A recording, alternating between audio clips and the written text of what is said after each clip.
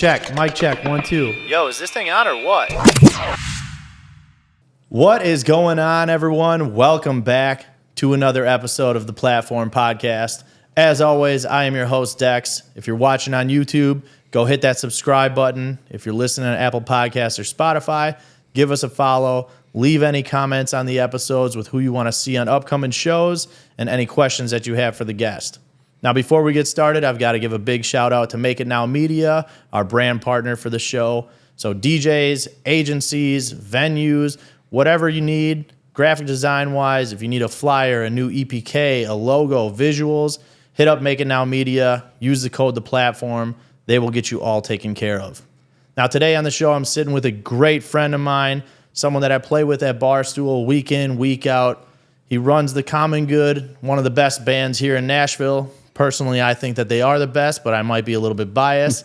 I'm sitting down with Chris Ferrara. How's it going, man? Good, man. I'm sitting here with Luna as well, so we're already off to a great start. I got a rep on the shirt today. Maddie just got me. Show it off because it's great. Maddie got me a new shirt. Yeah. So, Luna probably hasn't even realized that she's on my shirt I don't yet, think so, but feeling good, man. Feeling good. I mean, how can I be in a bad place when I got this beautiful hello? Luna has met you before. She loves you. Yeah. So that's always good. good. We're going to have a great time. But she loves everybody, man. But thank you again for taking the time to come sit down, and we're going to talk about your story of how you got into this crazy Nashville music scene, building your band, making some new music, some projects that you have coming up, and just some of the opportunities that you've got since being in this beautiful city that is Nashville. Let's get after it, man. Let's go. Yeah.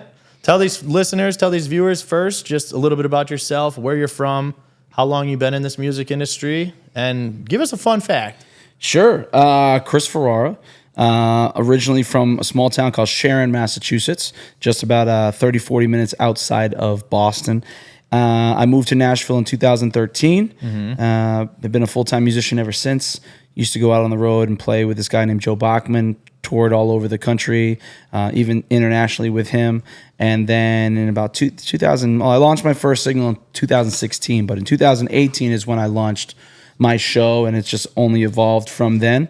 And fun fact about me, I don't know, obsessed with Cheez-Its. Let's do that. Really? Yeah, I even have it on my rider. Like I can always tell when a venue or when a company has read my rider because they'll have a box of Cheez-Its in my green room. Okay. And like some people will be like, oh, I only want green M&Ms. So I'm like, I want the temperature to be specifically, and I don't go to that. That's just too far. But it's too far. But Yeah. I think a box of Cheez-Its, I know that's my like check mark that I know. Yeah. So that's a little fun fact about me, I guess. It's nothing too difficult. You can just go puff that real quick. We're good to go. That's you don't it, have to dude. do any No. extravagant shit. Right down the street. You can even get it at like the gas station right down the road. There we go. Yeah. So, yeah, we got a lot to talk about. Like I said, just how you created your band, just some of your coming up into music. Sure. Getting into like some of your influences. So, tell me, man, how long have you been doing this?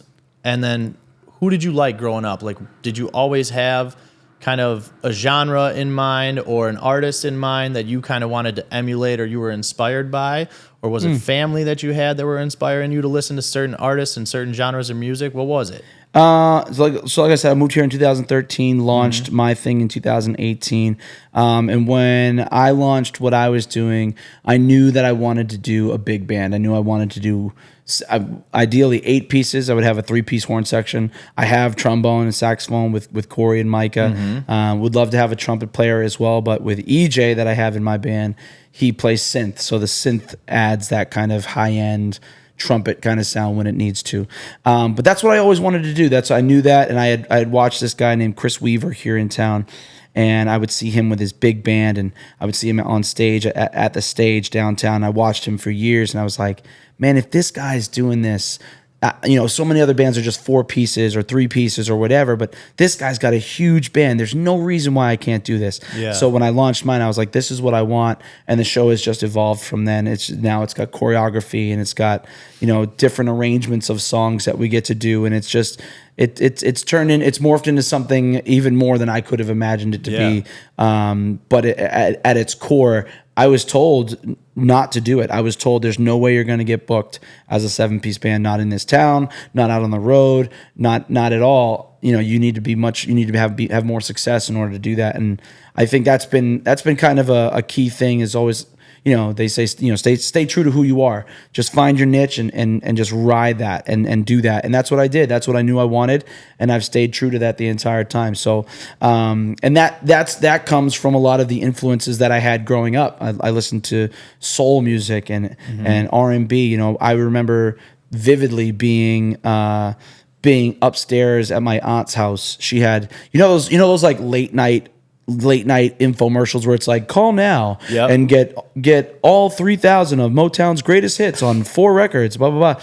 Well, my aunt kept them in business. Like, she had all of them. And so I would go up, we'd have Christmas parties downstairs, but I would be upstairs with headphones on listening to this music, and I was just so enamored with it. And then as I started to kind of grow up and start to kind of figure out what I liked, it started to be stuff like Boys to Men. It started to be, of course I would go, I would follow all of the popular music. Like, I think my first manager told me once that he was like, you're the quintessential product of pop music. Like, anything that's ever been popular, like, you've grabbed it and just milked it to find all the juice out of it. And now that's what you've become. So it's like, when the boy band craze was huge, I loved all of that.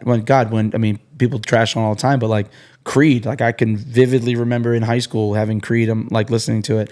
But it was a lot of that, man. It's been a lot of Motown, pop, soul, that kind of influence. And it wasn't really until I moved to Nashville that country became kind of the forefront of what I was doing, because I was writing those songs with people here and meeting all of these people from the South. I mean, I'm from the Northeast, and it's a very different way of life. But it isn't, because I've learned a lot about the people that I've met here, and a lot of it, we were all raised the same.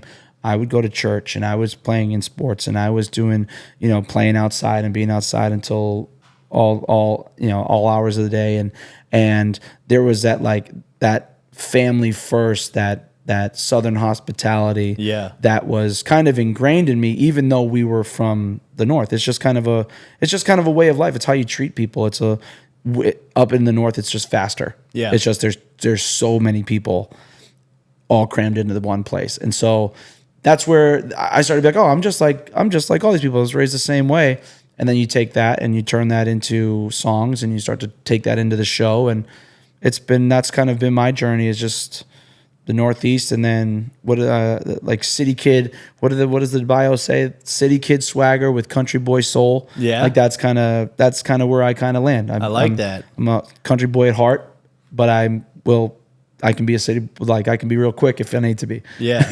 Yeah. No, you definitely, I can understand that for sure. But yeah, I mean, you're kind of just two different markets of the U.S., but maybe the only really big difference is they might have grown up listening to country and you were listening to something else. But you hit on it just a second ago of being told to not do a bigger piece band. Was that not being successful enough at the time to run a band like that?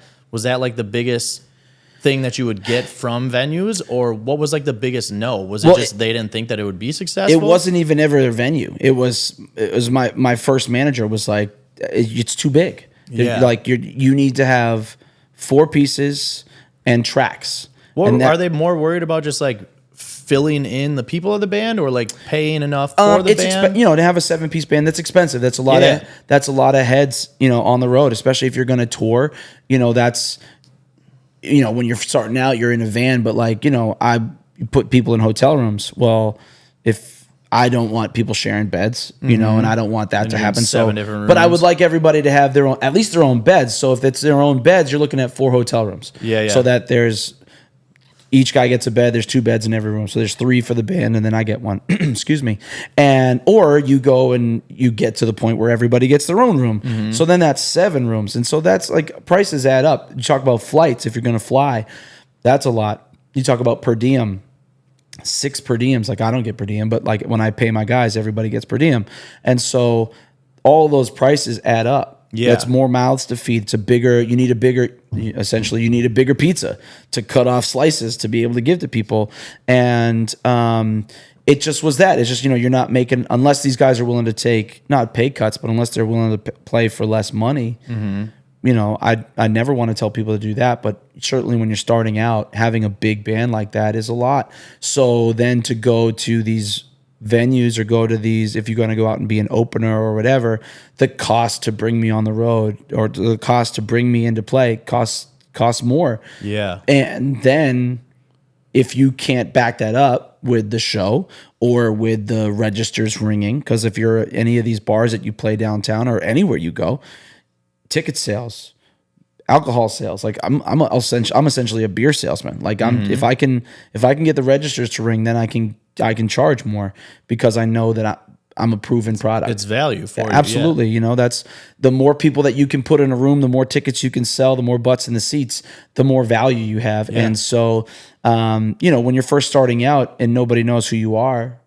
that's going to be hard to come by. And I totally get that. But at the same time, I knew what I wanted, and I knew that that's what my identity was going to be. And I stayed true to it. And now here I am 6 years deep into playing my show and doing what I'm doing in town.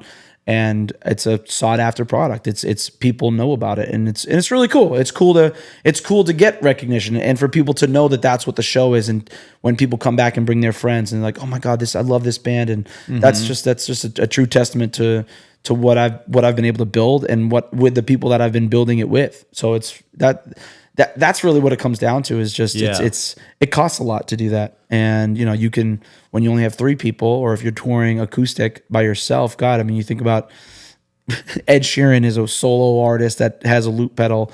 His costs are drastically different than say Zach Brown band. So that's where it comes down to. It's just that. And when you're going out and opening, that's a lot of input channels to take up on a board. So if you're not bringing your own stuff, then you're essentially trying to hijack a whole bunch of input channels, and they're gonna be like, we're not trying to.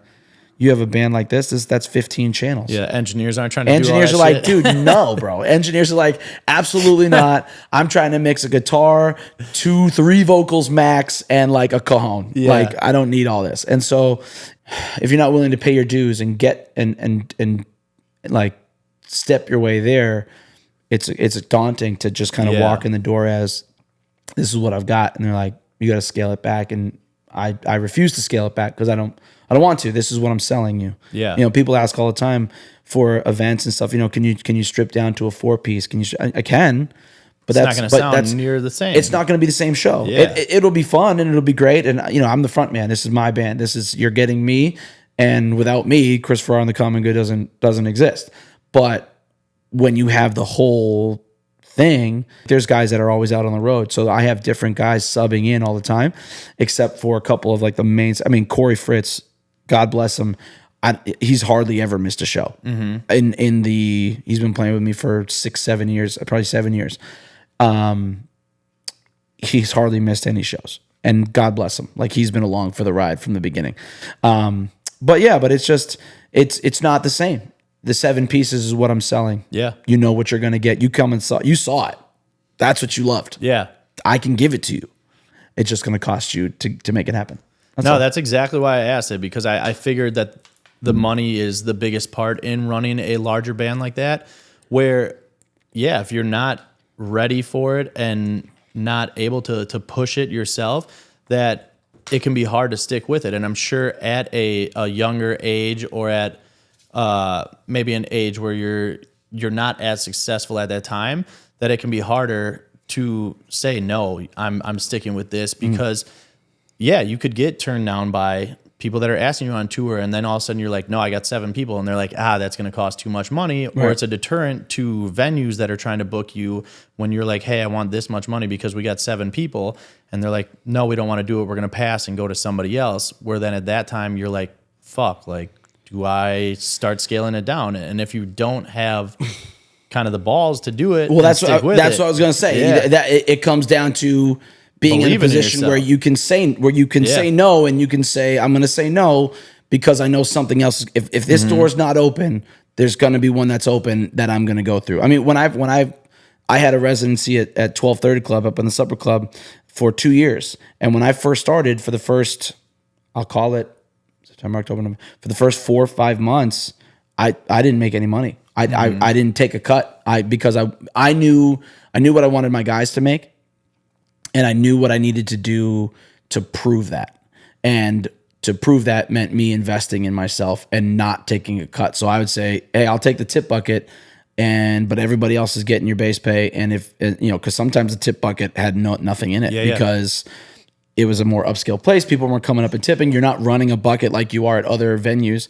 True. I didn't even think about that. How much that can hurt you. Well, and sometimes it would be great. Sometimes you'd have somebody who's a high roller, somebody who makes a whole bunch of money comes through and they're about it, and they can give you good tips. So there's sometimes where it's okay, cool. I made my nut today, great. But most of the times, I more than 50% of the time, probably more than 75% of the time, I wasn't making anywhere close to what my guys were making. Because I knew I needed to invest in it, and I knew that it was going to pay out in the long run, where I could say I'm proving myself in this establishment, and it worked. And so, and that's what playing there has led me to now at Barstool. I've been there for almost coming up on a year and a half, and it's just and now my guys are making the base rate that I knew that they were worth. That I knew that I needed to push, because again, a 7-piece band costs more money. So I got to be able to have a proven product that's going to make more money so that I can justify what it costs, what I know that I'm going to pay my guys. Yeah. Because I could very easily go to my guys and be like, hey, this place is only willing to pay this. Then I have to tell them the precedence that I've set for you is and I have to scale back. I have to cut you back $100 because they're not willing to pay it. Or I say, then that's not the right venue for us to play at because they're not willing to meet what I know that my guy's worth, what I know the product is worth. And it's the same as any products that are on the shelves. There's a reason why certain things cost more than others, and certain cars cost more than other cars. There's a reason why you're not going to get the customer service, and you're not going to get the technology that comes in a Porsche in the same as you're going to get in a Toyota Corolla. Yeah. Not to say that they're not great.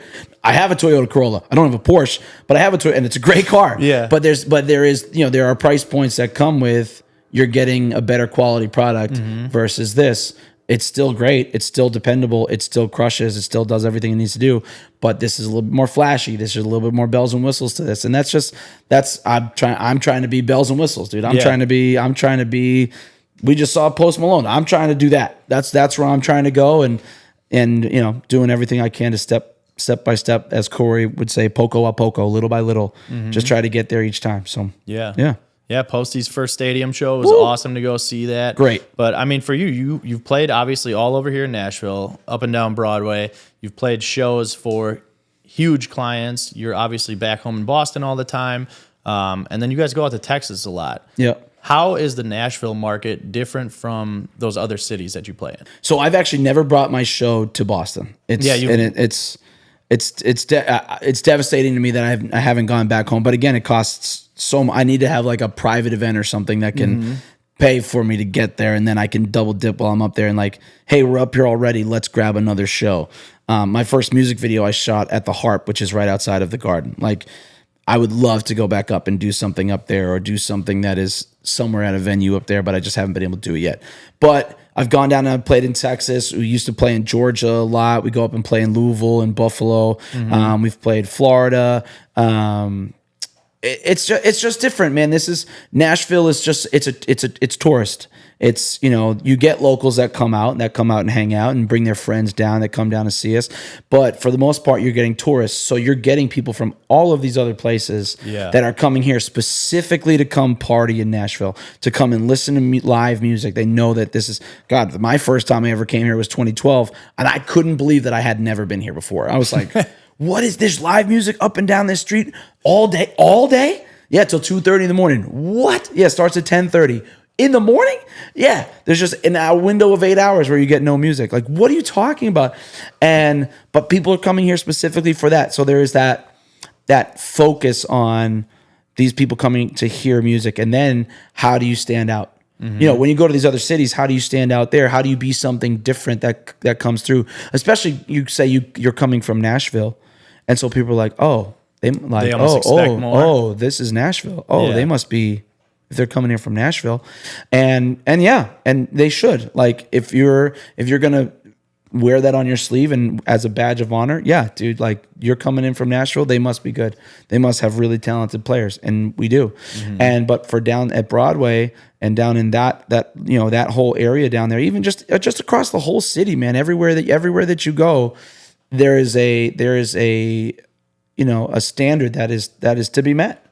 And that people expect, and you got to deliver on it all the time. So there's a lot of pressure. I think anyway, there's a lot of pressure to that all these people are coming here, and you want to try to give them something different, which is what we do. That's how we try to stand out. You're going to come through and see my show, and I have horns. What? There's a guitar. What? There's dancing. What? Like it's something to stand out, and that's how you got to that's how it works in town. You got to figure out what makes you unique and what makes you stand out, because that's how you get people to come back.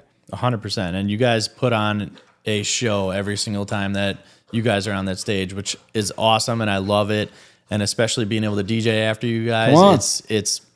The bar is set, man. I love it when you're there, because you come in, I'm like, it's a layup. Yeah. It's like, I've got it up. We've got it all primed. Dex is going to take it home. Yeah. Dex is going to Freddie Freeman Grand Slam this. Let's go. Freddie. Hopefully no Yankees fans watch. Let them watch. I got my hat on for a reason. Let's go. I'm a Brewers fan, and we got eliminated right away. So it's been a rough ride for a Red Sox fan, so it's okay. Yeah, I mean, we're talking about your band. We got 7 pieces in here. Tell me how you found this band. How did it start? And how has it evolved over the time? I know Corey's been with you basically since day one. Yep. But some of these other guys, how did they fall into place? And how did you find the right guys that fit you and the direction that you wanted to take Common Good? And how they all fit together as a cohesive unit too? So Corey's been with me from the beginning. Mm-hmm. Corey's been great. It's just kind of been it's the Nashville way, man. It's just one thing leads to another. So when I first started playing downtown, I had an entirely different band, aside from Corey, had an entirely different band than what's on stage now. Yeah. And it's just people come and go. People have their time with you, and then they either leave, or they get fired, or they get a better opportunity, or they move somewhere else. And so it's, I've had people, the guys that it'll be a lot of it is referral based. Micah, who plays saxophone, he was a sub for the guy who was like my regular guy. Okay. And then my regular guy left, and Micah got the nod, because I was like, oh, Micah's great. He's a great saxophone player, great hang, love having him.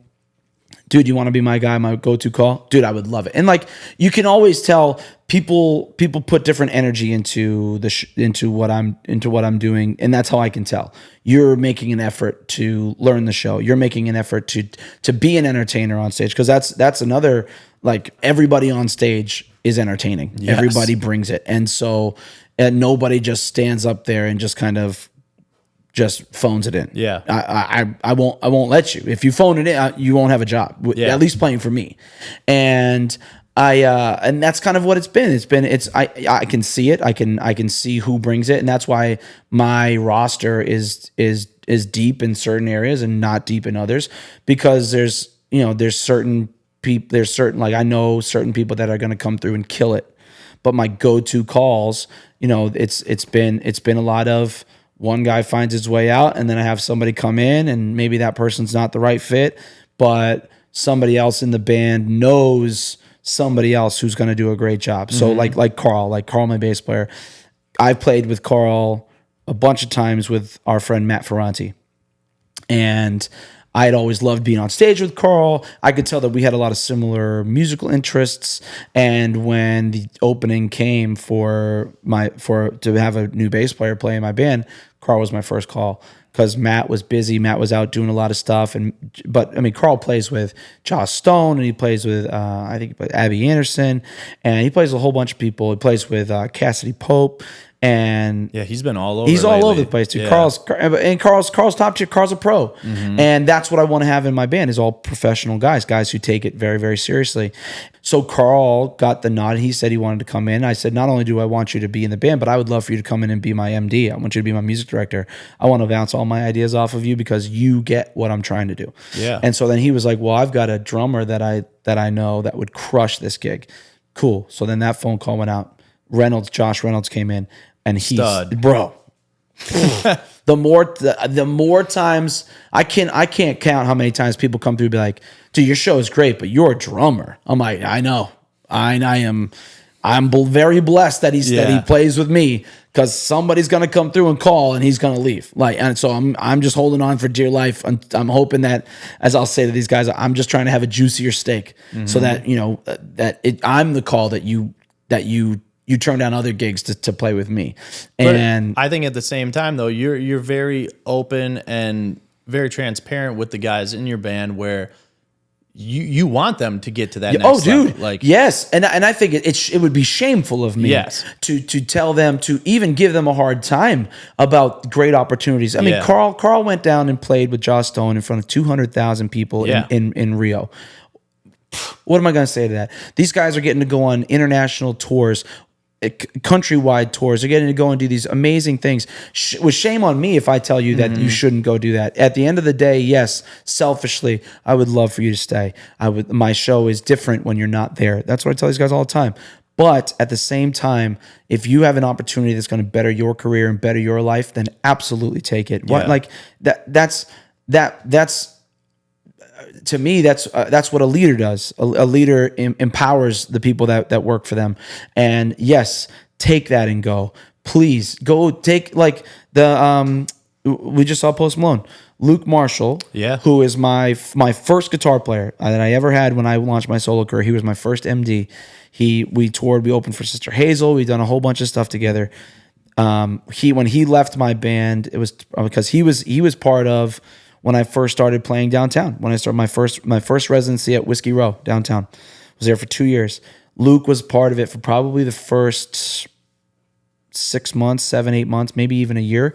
But he had been playing with me for probably about 2 years at that point. And we had a hard conversation about him. He just didn't want to tour. He wanted to be in town more. He wanted to be working on production and doing that kind of stuff, building his name in town. And that was hard, because this is somebody that I had invested a lot of my time. He had invested a lot of time into me, and it was hard. But I mean, he's a great, wonderful guy, incredible musician, still a really, really good friend of mine. And I was one of the first calls that he made when he got the post kick. Yeah. And I was just like, what do you mean? And he was like, dude, and then he told me when after the show, I got to go backstage and hang and just really catch up with him for about an hour. And he told me how he got the opportunity. And I was just like, dude, that's so wonderful. Like, I'm so proud of you. And it's just like, if I had burned the bridge, if I had told him, dude, screw you, like, you can't believe you're taking these other opportunities or doing this and leaving me high and dry. Like, dude, that's not your job. My job is to recover from that. My job, my train's always moving. So you can either get on board and be on it, or you can be on it for a short amount of time. But once you get off, my train's still going. Yeah. I know where my destination is. I know where I'm trying to go. And you can either be along for the ride or you cannot. And it's some people, what do they say? People are there for seasons, Yeah. And Corey Fritz has been with me for a ton of seasons. But my newest, I guess Reynolds would be the newest member. He started playing with me last November, but he's been with me a lot. So it's just, and other guys have been with me for years. So it's all, EJ has been with me for six years. He started playing with me downtown in 2019. So 5 years. So these guys have invested a lot of time, because it's my hope that they see what I see. Yeah. It's my job to show, to be like, hey, here's where I'm going. Trust me to take us there. And if the timing is not right, if it's time to go, time to go. Yeah. But if you're going to be on board and pull your weight, because this ship needs somebody to man. I need those rails to be run. I need this, you got to man this ship. Like, we got to do what we got to do to get this thing going. So it's, yeah, dude, it's been very, just like people say it all the time, the Nashville way. Referrals, people finding the right spot, a friend being like, oh, hey, actually you would be great in this. So let's do that.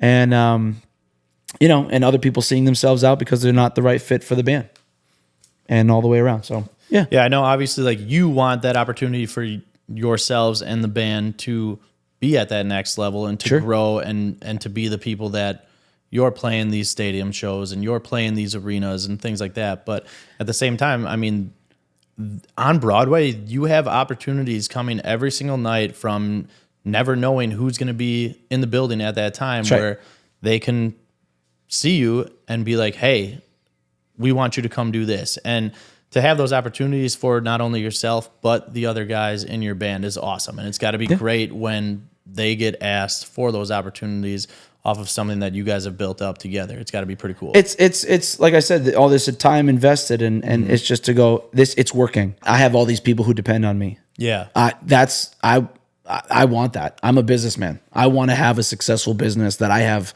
however many people. I would love nothing more. God, it would bring me so much joy to be able to go to my guys and be like, you can quit your day jobs. I have you as a full-time guy in my band. You can now I have the ability to give you benefits. What? You can full-time job. I'm going to pay you enough for you to do this. You can have side stuff if you want it, but I have you on, that was Luke. Luke's first job was I was the first person to put him on retainer. And it just to be able to do that would bring me such joy because it means that all the work has not been for naught. It's successful. It is a proven entity. And when those opportunities come through, you can go, holy shit, dude. We were just in Japan. Oh my guys, we're playing music in Japan. What? How cool is this? And then, and I have that moment of take a step back and just go, whoa. Because of all the choices that I've made, the road that I've been on has led me to here. And now I'm on the other side of the world playing music for the Marines. Yeah. Incredible. So tell me a little bit about that, because obviously you guys just got back a couple weeks ago. I mean, how did that opportunity come about? Barstool. We were playing a show. And after the show, EJ had come up to me and said, "Hey, there's this guy that wants to book us in Japan." And I was like, "Yeah, okay." Because I believe I'm always I'll believe it. I'll believe it after it happens, dude. Yeah. I don't believe anything until after it happens. But he goes, "Yeah, I told him to come talk to you. Here's his card. He's going to come talk to you." And so this guy came over and talked to me, and he was like, "Hey, how do you guys travel?" And I said, "Yeah." And he said, "Oh, how about to Okinawa?" And I was like, "Dude, I thought you were gonna say Georgia." Yeah, man, we travel Japan. That'd be crazy. He said, "Yeah, I work for MCCS, which is the Marine Corps Community Services, and what they do is they put on festivals, and they have branches all over the world. And what they do is they put on festivals and they put on feel good things to keep morale high and to bring in outside entertainment to let them know, hey, there's people who give a shit about what you're doing." Yeah. And I have huge military ties. My brother's in the Army, National Guard. He flies Blackhawks for the Army. He's also a firefighter. I've got other military in my family. You do other charity work. I work with a nonprofit. We'll get to that. Yeah. I do work with a nonprofit called Creative Vets. I've been working with them for 10 years. My number one charity that I work with. They're absolutely incredible. And I had done something during my show to give a nod to the military. I always do. In all of my shows, I try to give a specific shout out for the military because it means so much to me and it should mean a lot to everybody. And it's important to let those people know that we care. And so they came up to me and said, "Yeah, we do this thing and we want to bring you out. There's a festival I think you'd be great for." Cool, great. All right, here's my email. And he goes, "Okay, when I get back to Okinawa, I'll get in touch." Great. I can't tell you how many times that conversation has happened, and then no emails have ever popped up. Yeah. Well, an email popped up, and it was this was back in April, this conversation started, and then conversations started going through June, and then they were like, "Hey, listen, for all of July, our systems we're going to be revamping it, so you're probably not going to hear from us until August." Great. Well, August, and again, okay, cool, I'll believe it when it happens. All of a sudden, August comes. Cool. I need all your flight information. I need all your travel information. I need this, and this. I need pictures you pass. I need all these things. And then all of a sudden, it's booked. And it's like, oh my God, our flights are booked. Our hotel's booked. Here's the itinerary for while we're there.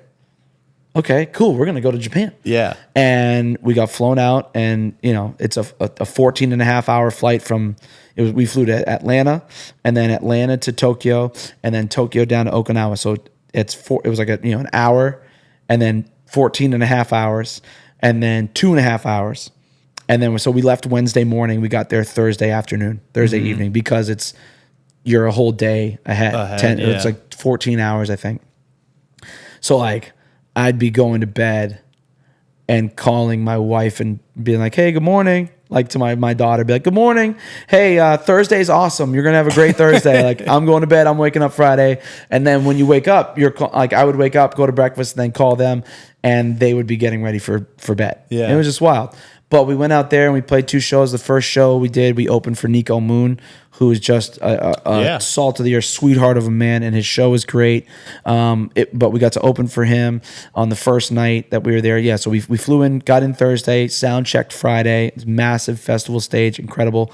Played Saturday, played Sunday, and then flew out Monday.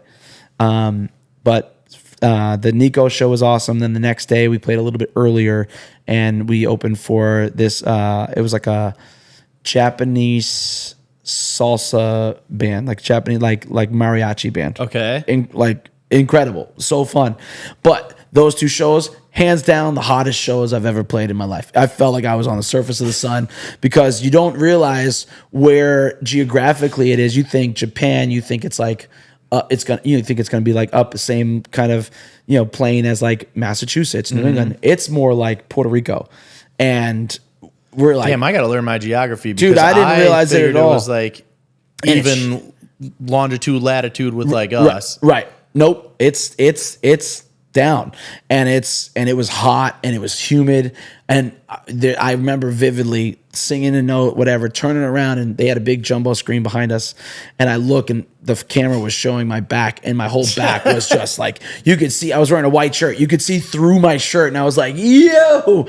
And I turned around on the microphone, and I was like, is that how sweaty I am? Oh my God. And like, we get off the stage, like, I don't usually take baths. Like, I'm not a big bath guy, but like after those 2 shows, I soaked in a tub at my hotel. Yeah. Just to rehydrate myself. Cause I was like, my whole body was dehydrated. It was like, I'm going to cramp up so bad. Losing 10 pounds during a show. Bro, dude, it's crazy. But still so much fun. Made a great connections out there. Yeah. They want to bring us back. The hope is that we get to go back sometime soon.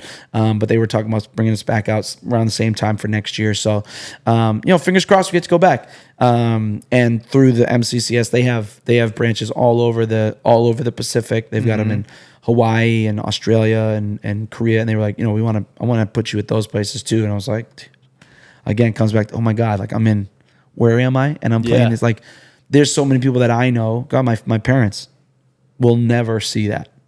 My parents will never see Australia. Yeah. I know that they won't. My dad hates to fly. My dad hates to fly to Nashville from Boston. It's 2.5 hours. Yeah. He's definitely not getting on a 14.5 hour flight, bro. No way. Like, he's not doing that. And so and like friends of mine, friends that I know, like, they're probably never gonna get to go do that. So I get to have that life experience and get to go do that because of the career path that I've chosen. And I get to bring people with me. I get to bring a crew with me and introduce, and like we said, like, because of the things, my guitar player Josh, we were standing there sound checking. He's like, dude, we're in Japan. Like, you did this because of the choices that you've made, your career. I'm in Japan because of you. Like, thank you. And I'm like, dude, this is like, what? Like, yeah, hell yeah. Let's do more stuff like this. Yeah. Let's travel all around the world. Let's go see the whole world doing this and playing music and entertaining people. So yeah, dude, that was Japan, dude. It was very, very cool. We had to eat some great sushi. Ate at a famous restaurant that this guy is like steakhouses when they put like pictures of the owner with like famous people. Yeah. Those types of places. It was that kind of place. But it was like this hole in the wall sushi spot. We went in, sat on the ground, like it was just, and the sushi was sliced fresh. It was delicious and had, like legitimate ramen, and just got to hang out. And when you're somewhere where the language barrier is so drastic, it's really just kind of an entire experience, that alone, just to be like, I got no idea. I'm going to guess. Or you're trying food. Like when I got my ramen, the whole menu was in Japanese, and I went, I saw just that. Give me whatever. I saw that guy press that button, so I'm going to press that button and roll the dice. We'll see what I get. And it ended up being great. So it was, it was all part of the experience. All part of the experience, dude. And that's what we're here for. That's awesome. Life is short. Better make it worth it. But yeah, I mean, you have a crazy talented band from Josh playing drums, Josh on guitar, Sneed, Josh Reynolds on drum. You got EJ, you got Corey, you got Micah, you got Carl. So that's the sixth. That's you the being the squad. seventh. Mm-hmm. Now, what is your favorite part about playing with that group?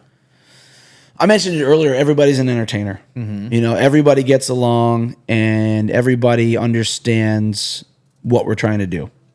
And everybody treats it like a team. You know, there's no person that stands out more than another.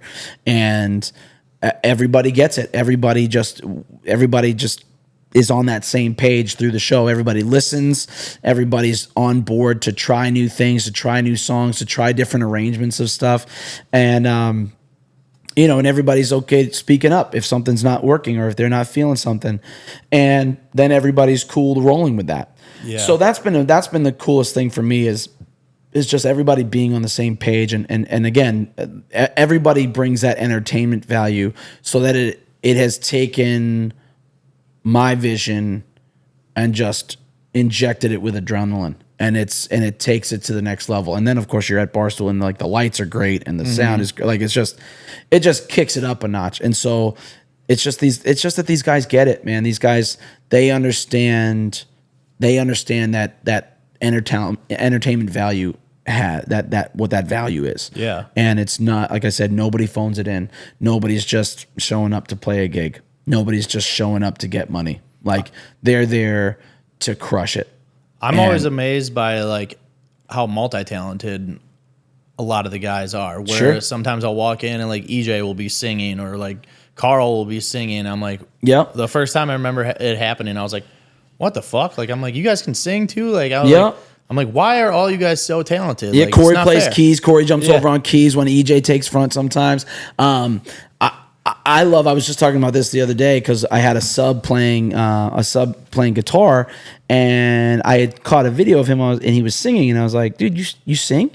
He's like, yeah, like I've released music. I'm like, wait a minute, what do you mean? Reynolds, the same thing. Reynolds on drums, like he'll just be messing around and he'll be singing harmonies to whatever's playing in the house. Talkback? And he'll do it in talkback, and I'm like, why don't you have a microphone? Why are you not singing and adding things to this? Like. And it's those little surprise moments where it's like, wait, what? Yeah. It's like if I was to go out with a bunch of people that I didn't know, and it's like, oh, you sing, and they're like, yeah, and then I get up on a microphone and I can actually do it. That happens when people come through and oh, can my friend get up and sing, and they're really good, or like one of the guys will be like, hey, my friend's a really good singer, can they come up? And then they come up, and you're like, you're gonna put me out of a job. What do you mean? Like, you're so good. But they're so multi-talented, and they're so, like, again, they bring it every single time, and they let those moments shine, and then they figure out what they can add to it, and it's just it's cool, man. It's like EJ can play drums. Like, if EJ wanted to, he could go back and play drums.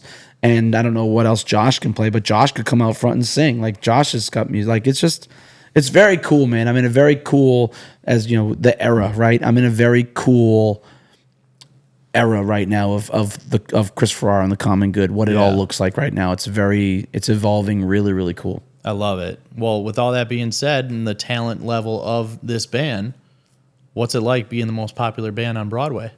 I play on 2nd Avenue, so I don't know. I don't know. That's funny. No, I think there's a lot of incredible talent on Broadway. I think I know them personally, people who just crush every single time they go on stage. And, I think we have a lot of people who enjoy what we do, who bring friends and family to come and see what we do, who have been following along for a long time. So that title, I'll let other people decide that. I say that I know that we're really good, and I know what we do has a lot of people that really like it. So, yeah, man. Yeah. So thank you though. I appreciate that. Thanks. That's cool. Got to put you on the spot at some point. Hey, man, it's cool. Yeah. But yeah, I mean, I see it when I'm there DJing, like the creative level that goes on between not only you, but just a lot of times people don't see it in the crowd where you guys are on a talk back, you're giving people ideas, you're going back and forth mid show of like, hey, what should we run next? Maybe somebody sees something that you don't, they'll get in the talk back and go talk to you. And when you watch your shows, they truly, creative-wise, are a mix of something different that you don't typically see on Broadway. Sure. And obviously, like, the choreography has a lot to do with it, where it's just giving added energy to this crowd and to the room. But the way that you guys put together sets, I look at it a lot from like a DJ standpoint, where Sure. you guys are literally like mashing up stuff live on the fly during a live show. And I think it's something that brings a whole new element that a typical Broadway band doesn't get, because you might get requests for a song that doesn't necessarily fit the vibe, where then you figure out a way to like work that in either quick in and out and then medley it in with something else, or maybe like working the vocals in for that over another track that is a little bit more familiar that the rest of the crowd can vibe to. Sure. I catch myself all the time with you, and we whenever you're DJing afterward, I'll be in the back and I'll be like, oh, that's a cool song. I'm listening to what you're playing, and I'm like, oh, I wonder where he's going to go next. And you'll go. Sometimes I'm like, oh, he went right to, like, that's what I was hearing, or it'll be, I ran up to you this past weekend and I was like, oh, this is I heard this next, and you're like, oh yeah, that's cool, and like I try to be a live DJ in that sense. Like I'm trying to DJ. And our job is to curate the night. Our job is to cultivate a vibe and cultivate an energy in the room. And so you're reading the room, you're knowing what songs go with what, you're knowing what the crowd is feeling. So we're gonna run with that. A lot of mashups have happened kind of organically, where it's just kind of been, I've heard, oh, that's a cool chord progression. What else goes over that? There's the axis of awesome, where it's like the 4 chords that you could just like loop over and over and over again and play 1,000 songs. When you can take a melody and tweak it a little bit, you can all of a sudden get it to work with things, but it still has its like rooted stuff. You can get it to work. I do Wonderwall. And I'll do that I do an acoustic set every show. So I'll do Wonderwall, and then I'll add Boulevard of Broken Dreams by Green Day. And then I'll add Jelly Roll, I Need a Favor, and Taylor Swift, what's Antihero. Okay. It's just like little things, all of a sudden people are like, what? Oh, that does go with that. Oh, that's cool. And you're able to just, like you said, just take little pieces of it. Like this past weekend, somebody requested Back That Ass Up. And I was like, well, I mean, I can't really do that. There's a lot of words I'm not allowed to say in the first. Because you don't typically cuss on stage. I try not to, man. Yeah. Sometimes it comes, like if I've been drinking, then it might. If somebody pisses me off, the Northeast comes out of me fast, dude. Like, and the guys all recognize it too. Like, it'll come out fast, and I'm quick. I can have a quick mouth, and I'm very quick to put somebody in their place and tell them shut the fuck up. Like if I need to, But I try not to, because I try to have my show be appropriate for everybody. Yeah, and as much as there's a lot of people who can deal with profanity and deal with swearing and deal with all that, there's a lot of people who can't, and who just kind of find it to be offensive, and there's no need for it in my show. Because you never know who's watching. That could be the person that's watching. That's like, now I don't want to book I would them have anymore. I would have loved to have had them, but they swear too much. Yep. They make a lot of inappropriate jokes. And like, listen, when we're chilling on the couch, like when I'm not on stage, my wife has to yell at me all the time for my language around my daughter. Like I have a 2.5-year-old, and I'll be like, what? Like I'll like drop something, or like, especially watching the Patriots this year. I can't imagine. Especially this year. It's dude, it's very frustrating. And choice words get used a lot. But it is, I just have been known to have a trucker mouth at times. Yeah. I credit Dane Cook for that, because when his first special that came out, I would try to retell all of his jokes, but all of his jokes had profanity in them, and so all of a sudden it was like, oh, I'm more comfortable saying all these words. In high school, people used to try to get me to swear all the time. Be like, just say it, just say the F word, and I'm like, I don't. There's no need for it. Like, there's no need for it. Like, come on, just say fuck. And I'm like, like even now, I'm trying to hold it back, because I don't want to do it, because I don't know, my parents are going to watch this. Yeah. And like my dad swears all the time. He's never sworn in front of me. And like my mom, same. But like I try not to use that type of language in public settings. Because it's not, you never know who's listening, you never know who's around, and you never know who it's gonna offend, and there's no need for it. You can pick better words, especially while I'm on stage. So they tried getting you to play Back That Ass Up. So they tried to get me to play Back That Ass Up, and I was like, all right, well, I was like, do you guys know this? And I was like, I can't do the whole thing, but I can definitely do like I can do the chorus. What can we mash it up with? And so we were like, oh, we could do it over this. And then EJ started to go. I had EJ do a song, and I was like, I can do it now in the song that he's doing. And so I walked up in the talk back, and I was like, yo, I'm gonna do Back That Ass Up right now. And so EJ queued me up for it, and I was like, girl, you look good, won't you back that ass up? You's a fine mother, won't you back? And I'll even do it like that. Like I'll do the radio edit of a fine mother, won't you back that ass up? Sometimes I don't. Sometimes I use the words, but it's like one time somebody came up and gave me $100 to play hey, we want some pussy. Yeah. Right. And I was like, oh my God, like my manager's here. She's sitting with some talent buyers, some people who would be interested in us. And I'm like, I don't know if I want to, but it's like, it's $100. And it's like money talks, and I'll do some weird stuff for $40, but like $100 will get you there. And so I was like, hey, you know, usually I don't do this in my shows, but I'm gonna do this here. And I go, hey, I need everybody in the house to do it with me. That's the only way it works. And, hey, we want some pussy. I did it once. Hey, we want some. Just did it once, and then I didn't say it again. Even when and so my manager, Carrie, she said, what is happening? Sat up in her chair, like looked up over the crowd, and was like, "What?" And she told me afterwards. She said, "I even said to the people who were there, like, I swear he never does this.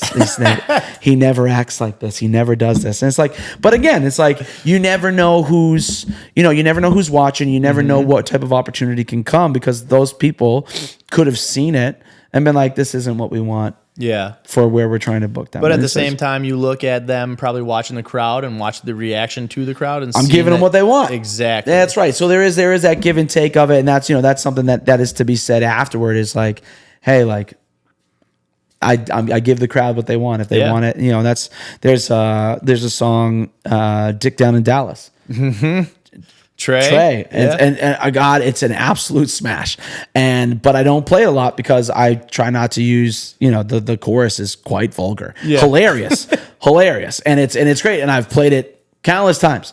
And I will play it. There are times where I will play it for sure. Yeah. But that's one that I like. That's certainly one like that's, and like, you know, hey, we want some, like, I'm just like, I don't need to do that. There's a million other songs I can play that isn't that. But if you tip for it, I'm a product of, you know, I got to give you what you want, and if you've paid for it, for the most part, I got to give you what you want. We'll work it in. I'll figure out a way to make it work. Yeah, sure. Yeah, I know. Obviously, we were just talking about going to Japan being an opportunity that you got from Barstool. So you have this residency with Barstool now, which is where I'm at too. It's home base for both of us. Yep.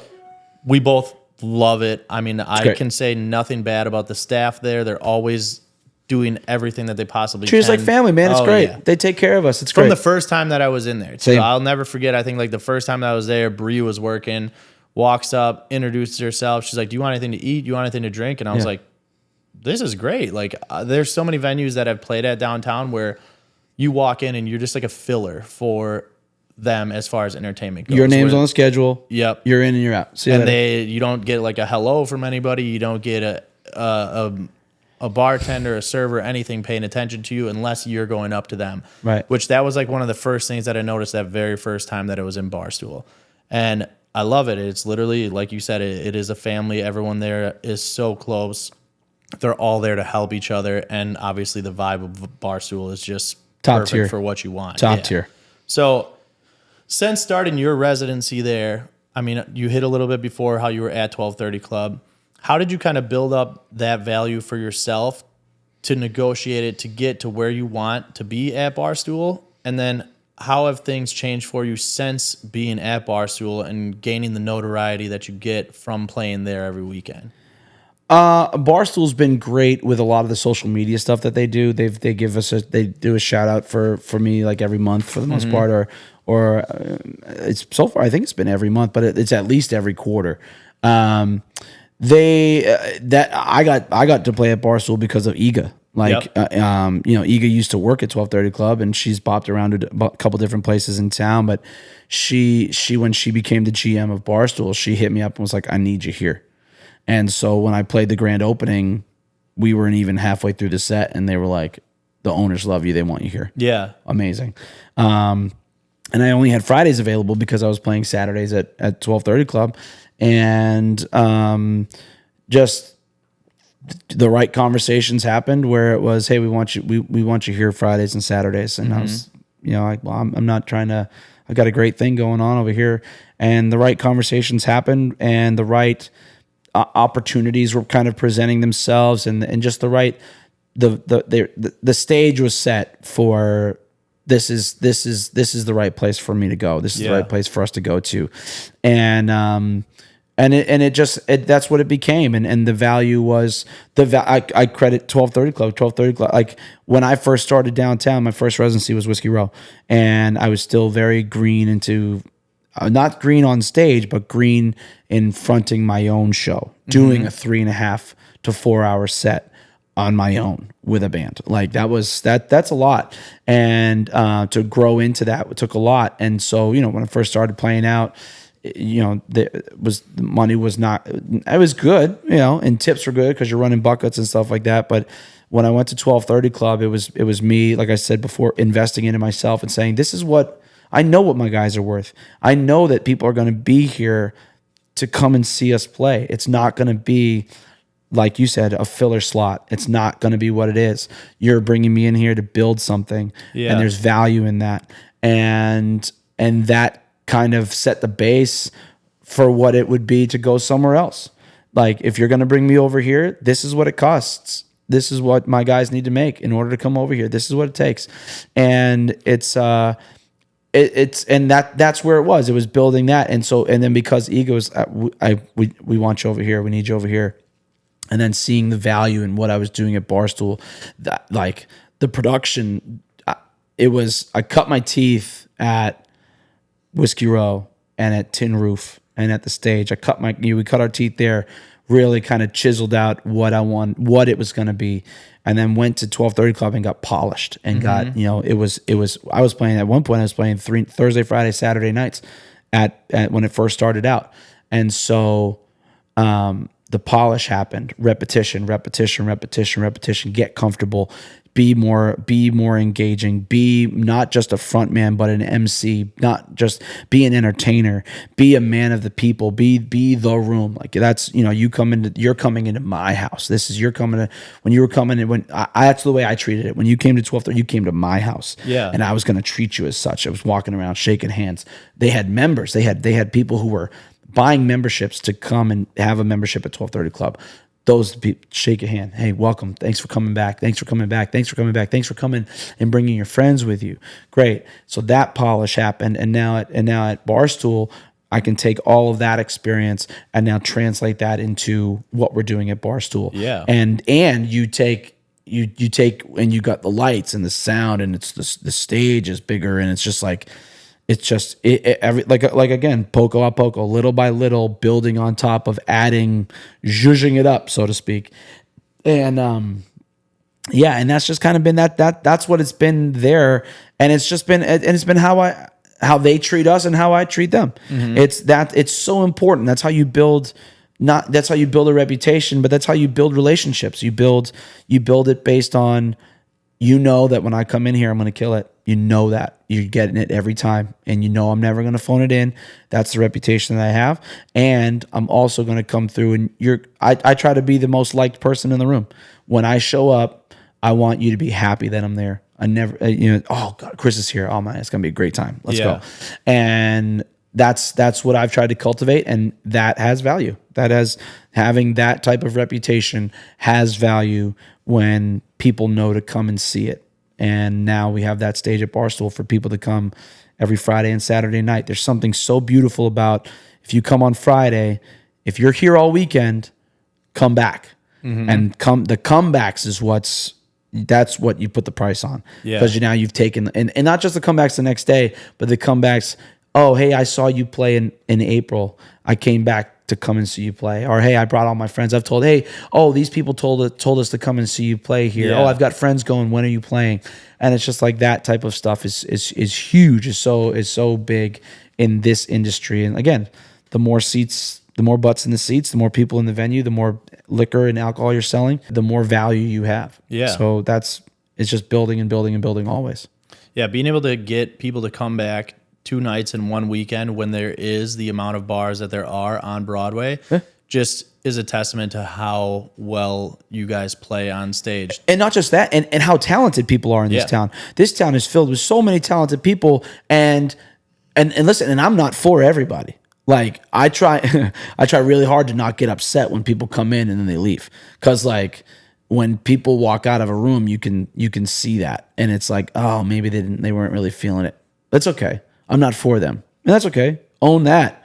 I'm not for you, but the next bunch of people that come through, I'm for them.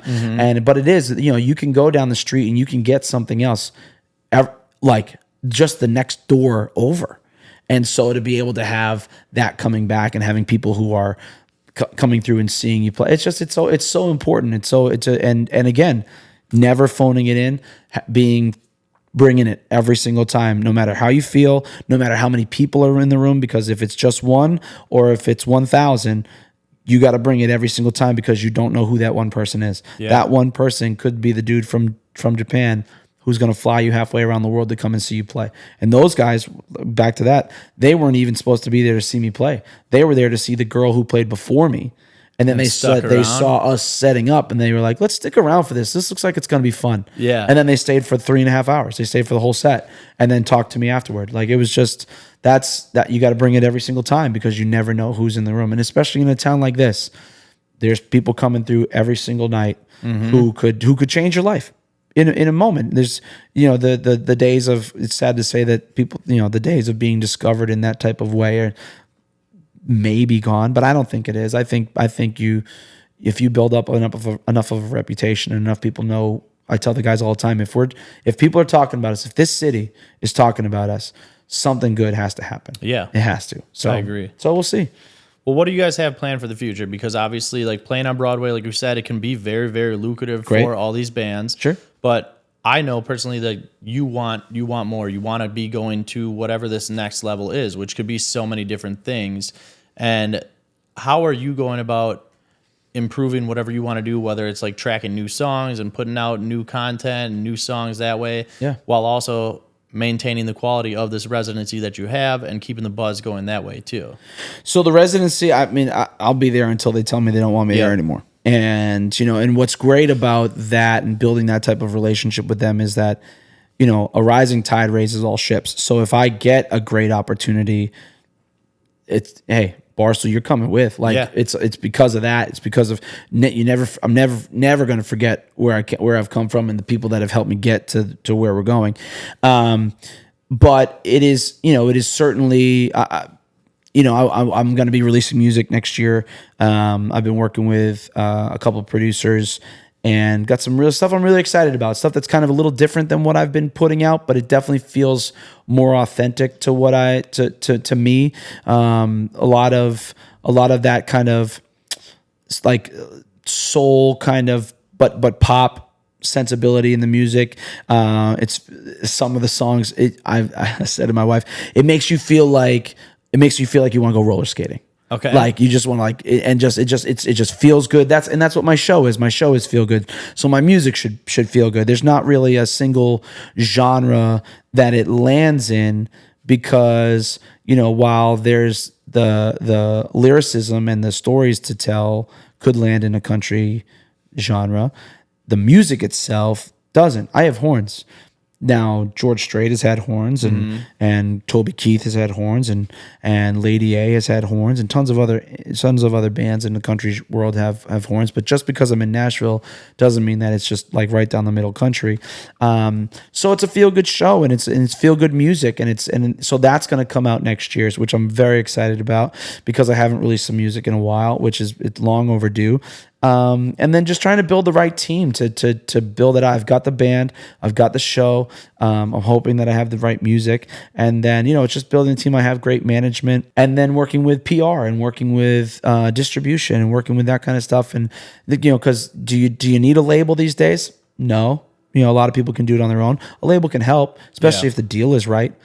A lot of people get sucked into bad deals, but if you can have a good deal, then why not? You're anything that you can help to get the product on the shelves. But the biggest thing is putting the product on the shelves. Yeah. If you're not going to sell anything if you're not in stores. right? Yeah. So that's kind of the next phase of this is getting new music out and putting content out in support of that. Stuff that's centered around the lyrics and stuff that's centered around, that 15-second clip that everybody's gonna know that could go viral or whatever. That's a crapshoot. You never know. It's a lottery ticket. This entire thing is a lottery ticket to get to explode. But you hope that you have all the right pieces in place, because at the same time it's a chess match, and you hope that all the pieces are in the right place, that when the time comes, checkmate to the moon. So we'll see how it all shakes. But I'm certainly gonna keep pumping out. Like, having the residency is great, because if you go out and you're going out on tour, they've been so gracious and letting me go out and do things where it's been like, hey, I've got this opportunity. I'm going out on the road for this weekend, so I'm not going to be around. But when I am in town, you've got me. Yeah. This is home, because I want to be able to continue to feed that system where, you can come and get it. If it's in town, you can get it. Only you can get it here. And that's what's beautiful. There's a great relationship, a great symbiotic relationship going on with, I think that's the right word, with Barstool, in that, they're good to us, and we're good to them, and it's a good thing. So we'll see what comes. The future, there's a plan, and we'll see if it all takes hold, and we'll see what kind of rolls out from it. But it's just every single day, wake up and keep grinding at it. I love it, man. I'm very, very excited to hear what's coming next and the new music that is going to be coming for you. Come on. I know you said next year. Do we have any specific date, or are we still no timeline yet? No, because we're still finalizing some things with PR and with distribution. So we'll see what that looks like. A couple of the songs have been ready for a couple months now. It's just the timing's not right. Again, It's a chess match. You have to release it at the right time and take advantage of the right opportunity. But at the same time, if it doesn't go out, it's just sitting there not doing anything. Yeah. So it's, but I would say, because Christmas is coming up, whether we like it or not. Christmas is around the corner, and Mariah Carey is thawed, bro. She's ready. She's ready to come out and start doing it. But so to release music around Christmas time is tough, because all attention is on Christmas. So top of the year, I would say within the first month to 2 months, really like looking for that first song to come out, and have big promo around it, and have a lot of stuff that's centered towards it, and just kind of up in my content game. And again, that's been what's been great with Barstool, is that the content that always have people in here every weekend. Yeah, and the content that comes from it is great. It's full because people see the content, see the stuff that I share, and it's a lot of the stuff that Barstool shares with me to share. And people are like, dude, these shows look insane. And like, they are. Yeah. You need to come and see it. And if you're not seeing it, like, what are you doing? Like, come, like, you gotta. They look nuts. It's nuts, and it looks like you're having fun. I'm having so much fun.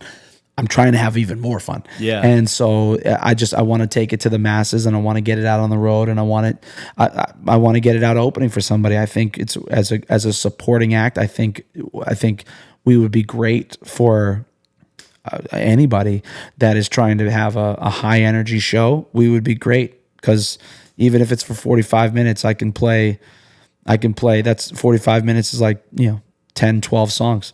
I can play 2/3 of it can be my stuff, and 1/3 of it can be songs that everybody knows. Yep. And my job is to get everybody hyped up for the dude. So like, I could go out and do it, and it's stadium ready, dude. It's ready to crush. And I'm just waiting, hoping that call comes, and hoping that we can be sitting here in a year from now and be like, dude, the call came. Talk about the progress, dude. man. So yeah, man, every day, Poco up Poco, little by little. Always. I love it. That actually segues perfectly into what I wanted to talk about, which is some of these rapid fire questions that I had for you. Yep. You were just saying you want to be going on tour and maybe opening up for somebody. So one of these questions that I had for you is, if you could pick anybody that you could go on tour with and bring the band, who would you pick right now? Who is your number one? Who do you think you fit the best with? I mean, I think we'd crush opening for Timberlake, but he just has a DJ. Yeah. I think we'd crush opening for like Bruno Mars. Anything that's kind of in that. And I mean, I think we could even go and open for I think we could open for Luke Combs. Mm-hmm. Of course I'm saying I'm going big names, because that's what I'm shooting for. But I think anybody that has a high energy show, that has people who love music, that people who love the entertainment value of a show. I think we'd be primed. We're primed for anybody that wants that, and to go out and just our job is to warm the whole crowd up so that it's on fire when the headliner comes out. So any of those, man, anybody that loves that. You know, you just saying that also before I get to the rest of these questions just reminded me too, and I wanted to get your take on this. When we went and saw Post Malone, he doesn't have anybody playing between the artist sets. Like a DJ. No DJ. Just house, it was just house music. Like the house music, and then they like brought the lights on, and there was just kind of nothing, which I was blown away by because I still don't understand how in like 2024, and I don't know if it's just different in country music where not every country music has DJs and entertainment between the sets, but it blew my mind how somebody like Post Malone did not have entertainment between the sets because when we were sitting there, it was just like dead, just kind of like lights were on and everyone's just kind of talking. You're going to get whatever drinks, but there's no real like energy because the house music was just like so quiet in the background that there was really nothing. I think, well, I mean, he had Muscadine Bloodline open for them, and those guys are awesome. Those guys have been grinding at it for a long time, so for them to have that shot is so wonderful to see. So many artists do have that. They do have that, but for him not to have it, I think there's something really kind of magical for when the lights go out and all of a sudden you're like, which that's the part that I get where I'm like, okay, maybe you kill out the energy completely, and then when Post goes on, it's like, shit, we were just dead, now we're ready. Right. So yeah, you're not, because with a DJ, you're like, obviously with Muscadine playing, and then a DJ would just kind of keep that. Yeah. But it's like, you almost don't want to have it at 10. Well, not to this is certainly not to downplay anything that DJs do, but it's like between that energy that you got from Muscadine, like you have it up and then it comes down, and then that's just the slingshot to when it goes. Because a DJ, like, I mean, for what that was, house music was playing songs, full songs. It was funny because there were some songs like like the girls behind me in the seats were singing and they were like, why are they put Jesus Take the Wheel? Like, what's happening right now? My God. Like they start crying. They're like, all these songs, like there's like heavy kind of songs. So maybe he curated that playlist. Maybe he didn't. But I think there's something beautiful about, like, Muscadine crushed it, and there was high energy. The musicality of what they were doing was great. They finished, and then it was just kind of like a lull, like, because everybody was still trying to get their seats. Everybody was going to the bathroom. Everybody was doing all that. And then it was just like a slingshot was pulled back, and then lights out. Oh, like, that's awesome. Because if you keep the energy here, then it only goes to here. But if you let it lull, it's the same as a playlist in a set. Same as you got to have that rise and peaks fall, and valleys, peaks and valleys. Because if you don't, if you're banger every time, you don't have that opportunity to like pull them down and grab them and then go, all right, now we're back. And so I think that's what at least for me anyway, it's that. And all of a sudden the energy is now like this is what we've been waiting for. So I think I would say that's I mean, I think it was beautiful. Those were the two ways I looked at it, where I'm like, all right, like, yeah, you can bring them down completely where there was like the lull, like you said. Yeah. But yeah, as soon as those lights went out, people went crazy. I think if you didn't know the energy that was going to come from the show, then that could have been a flaw. That could have hurt them. But like because if it was going to come back and it was going to be like, you're going to not limp into a set because you never want to do that. But if it was going to be like a kind of mid tempo or like mid energy opening, it would just kind of be like, okay. But like, I mean, they came out ripping off the top. I mean, I think there was pyrotechnics on the first song. Like it was just right away. Like, let's go. Yeah. And I like, we were talking about Luke. I like playing for him. I sat there and just, he ripped a guitar solo within the first 90 seconds of the show. And I had like tears in my eyes. I was like so proud. I was like, oh my God, that's my boy. That's my boy up there. That's my dude. And it just, but I think because you know what's coming. Yeah. It just, you don't need it. Yeah. It just was like to the moon. Like, Love see you it. later. Yeah. I just wanted to get your take on it because I was thinking about it and I was like, man, why doesn't he? And then especially because he's been a hip hop artist. Yes. His whole career. And now he's gone this country route. But has a live band, and it was cool to hear the live band play The renditions of Circles and of Congratulations and like White Iverson. Right. Yeah. And I was watching that going, I'm taking notes. I'm like, oh, that could be cool. Yeah. Like, we could do that. And I have horns in mine. That could be really cool. Yeah. So yeah. I love it that's kind of what's going through your brain while you're watching it too. So, what is here's my next question. Now that we can get back to this. Yeah.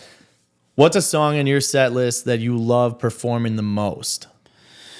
That's a good one. There's a couple, dude. I love playing Stick Season by Noah Khan. Because it depending on the crowd. Because if it's a younger crowd and I know that they're gonna sing along to it. I remember one time we played this. It was like a big charity thing for like these bunch of these high schools in Texas. But I called Noah Khan. It was like 2,500 high school students. And I've never heard a song sung as loud as they did at that show. Like that, like every single kid knew the words and they sang it at the top of their lungs. Insane. I also love playing Four Non Blondes What's Up because I do that acoustic and I get into I get right into that the first time and I stop playing. I just go, you guys sing it. And the whole bar filled with people sings it. And then at the end of it, when we go into the last chorus, the band has come back on stage, and they're building into that final chorus, and then it's like I've just been doing acoustic for the last 30 minutes. Now the band's coming through, and we're taking this song that I've been doing that already has great energy in it, and kicking it to the moon. And that's probably one of my favorites to do because of that. I get to feel that come back. Yeah, I've brought them down to the lull. And then we slingshot it to the moon. Love it. Yeah. So for me, playing a weekly residency as a DJ, this is something that gets talked about a lot, is how to keep your sets fresh. How do you keep your performances fresh and engaging from a band's perspective too? I call songs. So very similar to, you never know how your night's going to go. You never know what the room is going to look like. I have a master song list that I pick from, and anybody who's seen my show or specifically that works at Barstool or at 1230 Club, like it's a lot of it is the same. A lot of the banter is the same. But I know what works. I know, there's a reason why your menus don't change at these restaurants because you know it works. You know it's going to crush. People are going to come through and order the go-to meal every single time. Yeah. I know that Mr. Brightside is going to blow the roof off the place as the last song in the set as I go into Dex coming out and doing it. And so it's but to keep it fresh is just kind of how I read the room and where I pick pockets and where I move things to happen in a moment, or all of a sudden, hey, like I'm going to try this over this as a mashup that we haven't done before. Sometimes we get requests for songs that we've never done before and we just kind of go for it. This past weekend, we got a request for this guy was like, I'll give you $100 to play All I Want for Christmas Is You. And I was like, it's October. Sir, it is October. It's not even Halloween yet. He goes, this place is going to lose it. So I look at my guys. Do you guys all know it? Yes. Well, they know it in Mariah Carey's key. And that's what they played it in. So I had to try to sing it in that. And trying to do that after singing for couple hours. Yeah. Now I'm trying to flip into falsetto. I'm trying to read the words off my phone. Trying to, all I want for Christmas is you. And I can do it. That sounded great right there. But when I'm trying to singing it and doing it to the people and I'm like, screw it, like you guys do it. And it's just like things like that. And then Carl is my MD and he plays bass. And so he and I are constantly in conversation throughout the week. Hey, what can we add? What can we do differently? What can we bring in? And it's tough to add new things because you get into this like flow of what works and this song goes to this song, goes to this song, goes to this song, and it works every single time. Yep. So I'm not going to change that. There's no reason for it. Like we do Valerie. And just because of how the keys line up, they work the keys that the songs go from E flat to I think E flat and then B flat, all relative. They're all together and it all works. And so, but we do Valerie, and then when it breaks down, I go into My Own Worst Enemy by Lit, and then we close that trio of songs with All the Small Things. but they all just go right in, and we know, like, that's the pocket. We know that we got them. I know that I got them with these songs, and I'm going to have everybody. Now, from there, where do we go? What's the next song that we're going to do? What's going to work after this? And that's where I kind of keep it fresh, is where I'm like, okay, well, right now is good for I Want It That Way. It wasn't good 30 minutes ago. It's not going to be good in an hour. It's good right here. So just kind of keeping it fresh that way, as far as like where the songs line up in the set throughout the night. I love it.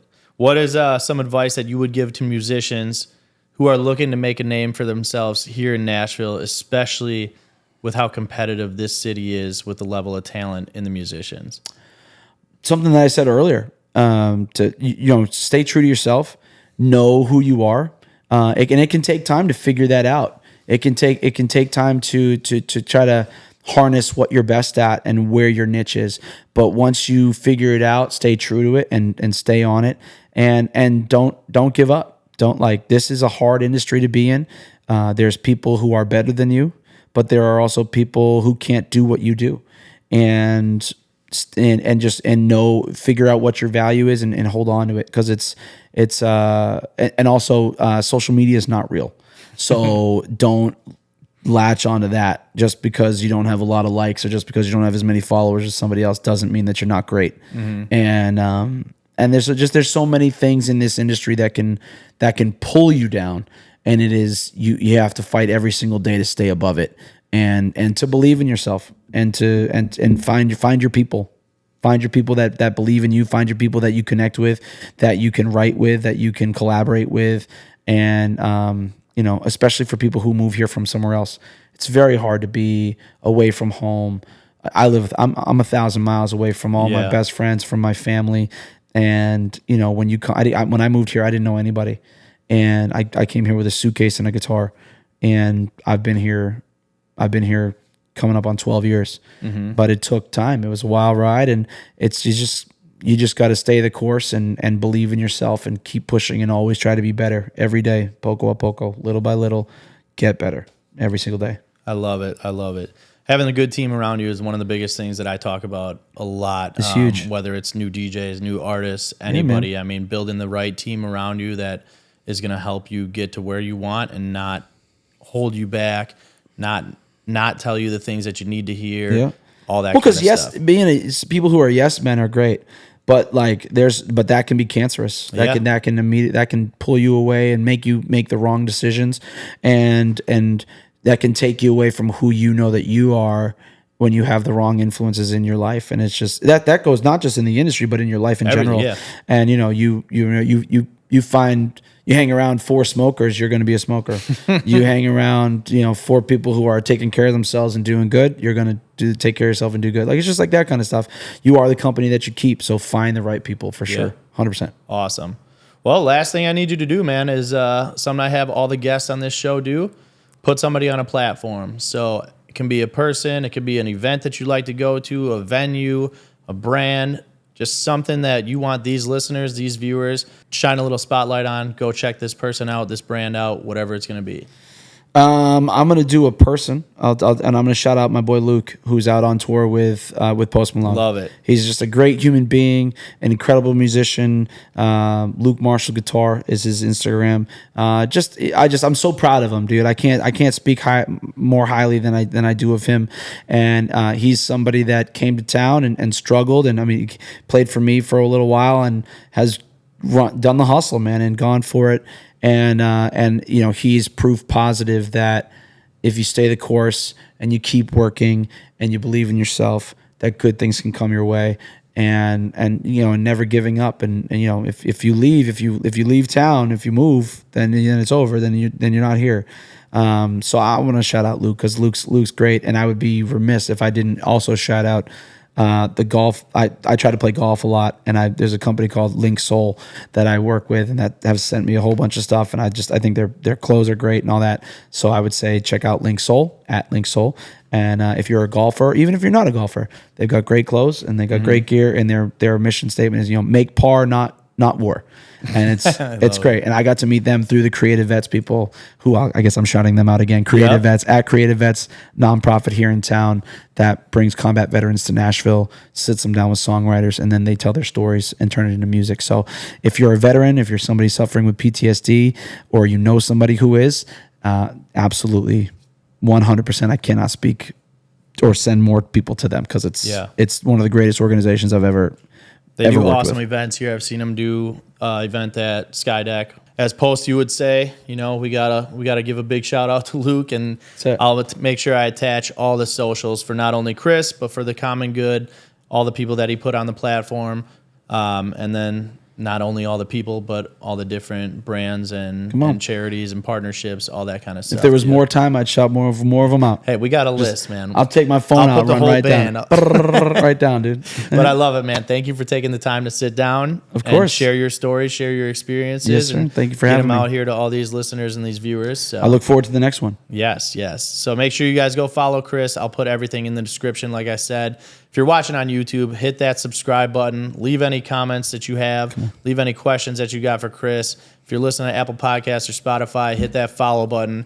Go listen to the DJ mixes that come out every Monday. Those are on SoundCloud, Mixcloud, Apple Podcasts, and these you can watch every Wednesday. So until next week, we will see you guys later. Can we get one more shout out for the shirt? Can we do one more? One more Just for Luna. One more for the road. Luna. One more for Luna. Let's close it on a high note. Maddie got me this Boom. fresh shirt. That we got to do it. She's over here sleeping. Guest of honor, dude. Yes. The whole time. I couldn't let you walk away and not. I couldn't close it out and not just admire the shirt one more time. We love it. All right, let's get out of here. Awesome. We'll see you guys next week. Peace. Check. Mic check. 1, 2. Yo, is this thing on or what?